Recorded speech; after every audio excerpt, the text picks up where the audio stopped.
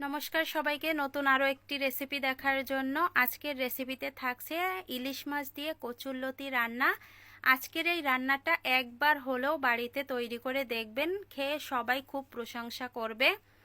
মূল রেসিপিতে চলে আসলাম। প্রথমে এখানে কচুরলতি আমি কেটে ধুয়ে পরিষ্কার করে সেদ্ধ করে নিয়েছি প্রায় 60%।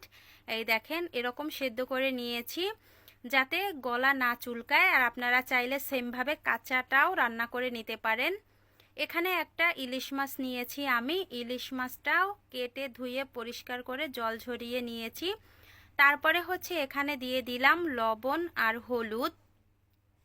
লবণ আর হলুদ দিয়ে এখন ভালোভাবে আমি মাছের সাথে মিশিয়ে নিচ্ছি।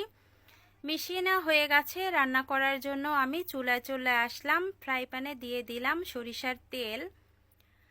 তেলটা দেওয়ার পরে এখন গরম করে নিয়েছি।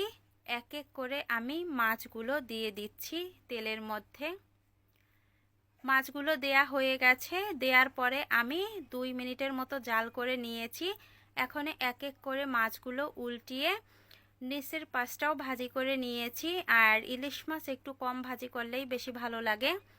নামিয়ে নেওয়ার পরে এই তেলের মধ্যেই ফোড়নের জন্য দিয়ে দিলাম কিছু গোটা কালো জিরা।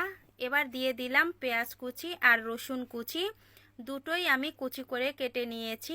এখন এগুলো একটু হালকা ভাজি করে নিব, 2 মিনিটের মতো ভাজি করে নিয়েছি। এবার এখানে দিয়ে দিলাম আদা বাটা, রসুন বাটা, জিরা বাটা একসঙ্গে আমি পাটায় বেটে নিয়েছি।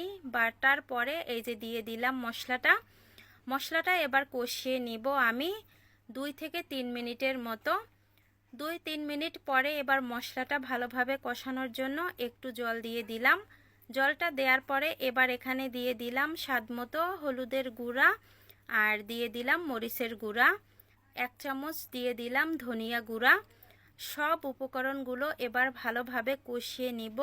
আমি একেবারে লো হিটে এই মশলাটা প্রায় 5 মিনিট কষিয়ে নিয়েছি। 5 মিনিট পরে এই দেখেন জলটা শুকিয়ে গেছে, মশলাটাও কষানো হয়ে গেছে। এবার সেদ্ধ করা দিয়ে দিলাম সেই কচুরলতিগুলো। দেওয়ার পরে স্বাদমতো দিয়ে দিলাম লবণটা দেওয়ার পরে আমি এই কচুরলতিগুলো মশলার সাথে ভালোভাবে কষিয়ে নিব।